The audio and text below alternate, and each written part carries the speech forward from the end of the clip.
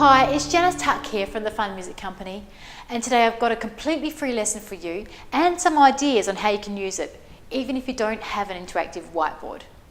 Now firstly, let's talk about interactive whiteboards though, because many teachers get totally overwhelmed with the tech issues surrounding these things, and I really do understand why.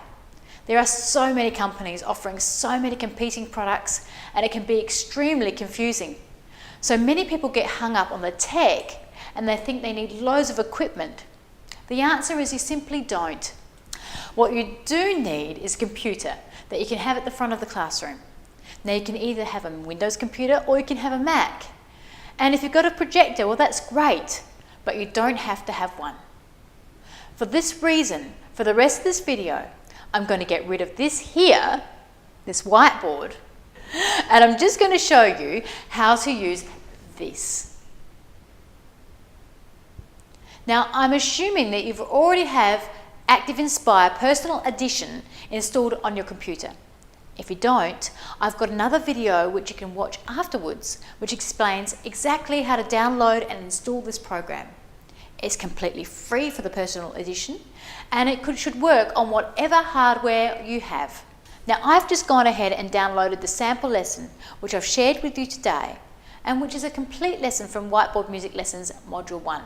And I'm going to walk you through the activities with you, and I'm going to show you how you can do it without even having to have a whiteboard in the room. Now to get started, all I need to do is open this file. Here I am in the Downloads folder, and I should see a file that is called Whiteboard Music Lessons Sample. Now I'm using a Mac today, but I've done this on a PC just as well, and it's exactly the same.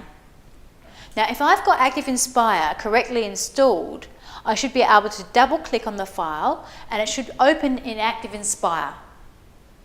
Now to be ready to teach with it, you need to do two things. Click this button here in the top right hand corner to make it full screen, and then click this button here on the top left hand corner and choose At the Board to hide all of the editing tools. Now the first thing in this particular lesson is a song, and you can see from here it's called Music is Fun. Of course, it's great if you can have this displayed on the screen as you'll have the words there, but really at this young age children will learn by listening and doing anyway. So I would just teach my kids to sing and have them sing back to me all alone, just like this. Singing to the music is fun. Now your turn. Just like that. You can then use the computer as your music player, and you'll find the music with and without vocals as you need it. Next, there's this little discussion page about what music means to them. Now there's absolutely no reason why you shouldn't do that same idea, but just put your computer to the side and have the discussion and write up your answers using this terribly outdated piece of technology, the whiteboard pen. So just write stars or circles on the board and have them contribute their ideas. Next, there is this musical sound classification game. Now, if you've got a laptop, then it's easy just to put it on your lap like this and still do this activity with them. Now I can have each child still come up, click an icon, and they can decide if it's a musical sound or a non-musical sound together as a class, and then they can drag it to the appropriate circle. My point is that our materials are all about creating engaging content for a whole class. We're not about creating content for this device or that device. The device doesn't matter, and I've lost count now of how many times I've heard from teachers, "Oh, well that's great, but I don't have an interactive whiteboard, so sorry I can't use your stuff." My answer is, yes, you can use our stuff. No matter what technology you have, you just need to adapt. Right now, laptops and computers generally are getting cheaper and cheaper. So most people can get their hands on a school laptop or do something like this.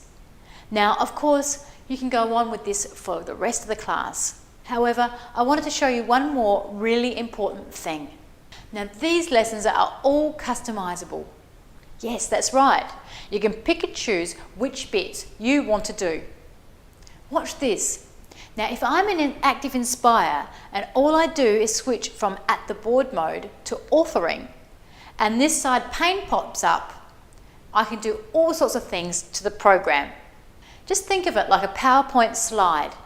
If you've ever prepared a PowerPoint presentation, You know you can just click and drag the slides wherever you want them, or delete them and click at the click of a button. So say I didn't want to do the What is Music activity on a particular day.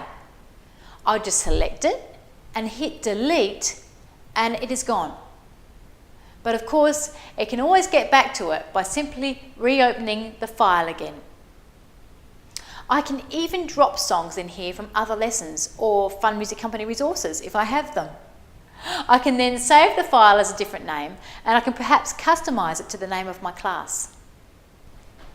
So I do hope you've enjoyed this video on customizing lesson content. I hope it's been really helpful for you. And keep an eye out for my next video, because in my next one I'll be sharing an even more valuable and a super cool way you can customize our whiteboard music lesson content.